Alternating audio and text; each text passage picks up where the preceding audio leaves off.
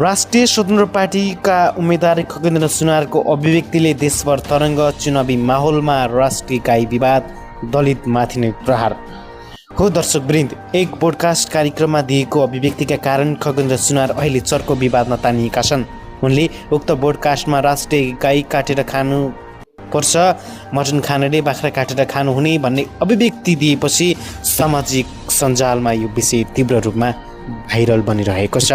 नेपालमा राष्ट्रिय जनावर गाईसँग धार्मिक, सांस्कृतिक र संवैधानिक संवेदनशीलता जोडिएको सन्दर्भमा सुनारको अभिव्यक्तिलाई लिएर चौतर्फी आलोचना भइरहेको छ। सामाजिक सञ्जाल प्रयोगकर्ताहरूले यसलाई धार्मिक भावनामाथिको ठाडो चोट मात्र नभई समाजमा द्वन्द्व सिर्जना गर्ने खालको गैरजिम्मेवारी अभिव्यक्ति भन्दै आपत्ति जनाइरहेका छन्।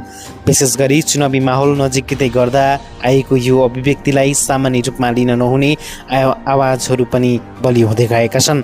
कतिपय विश्लेषकहरूले यसलाई अभिव्यक्ति स्वतन्त्रताको नाममा गरिएको राजनीतिक भनेका छन् भने केहीले भने यो दलित समुदायले नै विवादको केन्द्रमा राखेर छुरा प्रहार गर्ने नियोजित चाल हुन सक्ने आशंका गरेका छन्।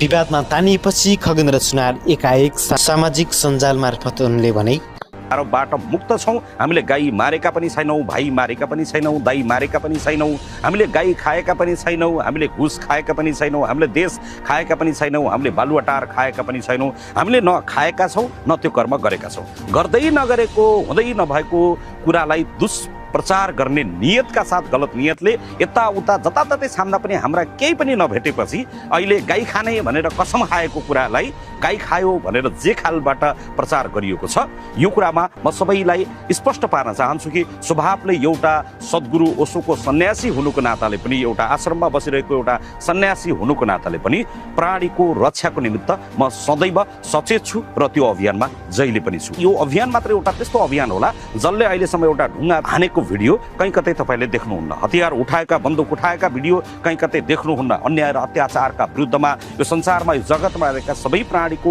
रक्षार्थ, विशेष गरी मानव जगतभित्र पनि एउटा समुदायको रक्षार्थ लामो समयदेखि हामी एउटा अभियान थालेर आएका छौँ। तर हामी मात्र एउटा त्यस्ता अभियन्ता हौँ जसले अहिलेसम्म कसैलाई ढुङ्गा हानेको, कसैलाई बन्दुक हानेको, कसैलाई खुकुरी हानेको वा गलत नियतले समाज भड्काउने, सद्भाव भड्काउने कर्म कहीँ कतै गरेका छैनौँ। बरु आफ्नै हातखुट्टामा निल लगाएर, हतकडी लगाएर हामी समाजको न्याय र हितको सन्दर्भमा आवाजहरू उठाउँदै आइरहेका छौँ। तर पछिल्लो समय यो चुनावलाई लक्षित गरेर हार्ने नियत देखिसकेपछि, हार्ने लगभग निश्चित प्राय भइसकेपछि भाइ मारेर आएकाहरूले, मठ मन्दिर ध्वस्त पारेर आएकाहरूले, देशै ध्वस्त बनाएर आएकाहरूले, हिजो सारा संरचना ध्वस्त बनाएर आएकाहरूले